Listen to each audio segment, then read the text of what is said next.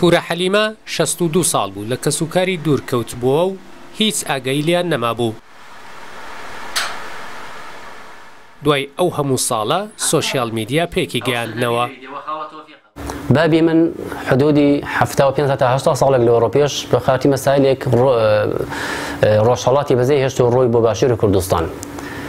ماوەیەکی زۆر لەوێ ماوە 15 هەتا 20 ساڵێک لەوێ ماوە کار و کاسبی خۆی دەکرد و لەوێ نیشتەجێ ببووم.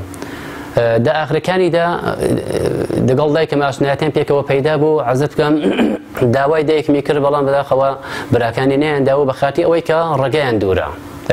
دەگەڵ بە تەمایان گرت پێکەوە بڕۆن و بەڵام بێ ئیزازە و بێ هەماهەنگی لەگەڵ بنەماڵێک کە ئەو شێوە زەماوەندەش بەداخەوە لە قەدیمەوە لە کوردستانی ئێمەدا هەبووە. حەلیمە خەڵکی گوندی سێناوی سەر بە خەلیفانە. بە منداڵی باوکی لە دەستاوە و دایکی شووی کردووەتەوە. لەگەڵ براکەی لە ڕواندۆز دەژی و لەوێ دەبێتە ئەوینداری گەنجێکی خەڵکی مەهاباد. بێ ڕەزامەندی کە سوکاری شووی پێدەکات و پێکەوە دەگەڕێنە مەهاباد. لەو کاتەوە هیچ ئاگایی لە کەسوکاری نامێنێت. ئەو وەستا محەممەدەم خۆش دەبیست و کوتم وەڵی ئەو کابرایە تەنەکە سازە و کار و کاس پێ دەکات و ئەمن احتیاج و محتاج ناکە ئەوە بۆ خۆمان بە پێکەوە زەماوەند دێ بکەین.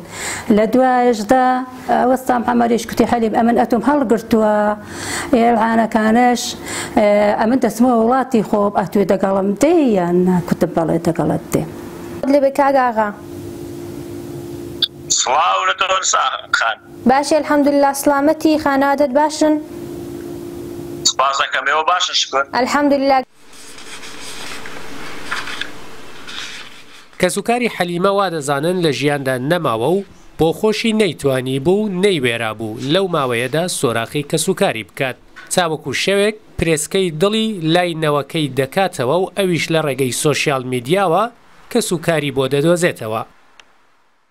لەسەر ئینستاگرامی سێرچم کرد زێنایە بە ڕێزێکی هێنا کە ئەمەش پەیامم بۆ نارد کوتم ئەڤەڵ خۆم ئاشکرا نەکرد کوتم شاید مشکلاتی بۆ نەکەم بێتە پێشەیە چونکی نە هەمیشە دەترسا دێکوت ناچمەوە شاید و کوژنوانە ئەمەش کوم زیرانێکمان هەیە کە لە سێناوێ ئەلان هاتوۆتە ئێرە 62 ساڵە لە ئێرانە زیندگی دەکات بزانن ئێنگۆ نایناسن ئەویش کوتی وەڵڵاهی دایکمانم هەموو دەیناسن دەڵێن ئامۆزای منە. باشی کاکەغاوە سەلامەتی سپاس دەکەم پورێ تۆ چۆنی باشی؟ وڵڵاهی باشم خوات لێ ڕازی بی یاڕەبی مندارەکان کوونن باشن. لە ڕۆژانی ڕابردوو دایکی حەلیمە کە تەمەنی سەرووی 100 ساڵە و خوشک و ژمارەیەک لە کەسوکاری دیکەی لە مەهاباد سەردانیان کردووە و بناغی خزمایەتیان داناوەتەوە. ئینشاڵڵا لە هەموو مەسئولین داواکاریمان ئەوەش هەیە کە ڕێگایەک بۆ پورە عەلیمە ببینەوە بۆ ئەوەی کە هەم لە ئێرانە بێشنازنامەیە و هەم لە عێراقی بێ هەوەیە داوا ئەوەیە کە کۆمەک و یارمەتی دەرێکی ئەو خانمەی بن کە ئەویش بتوانێت بچێتەوە نێو کەسوکاری خۆی و هاتوچوویەکی وێش بکاتەوە کە لە نزیەکەوە برازاکانی دیکەشی ببینی و خوشکازاکانیشی ببینێ و ئەوە وەستا محەممەدە؟ دوای 62 ساڵ ژیان لە ڕۆژهەڵاتی کوردستان حکوومەتی ئێران ناسنامەی نەداوە بە پورە حەلیمە و ناسنامەی عێراقیشی نییە.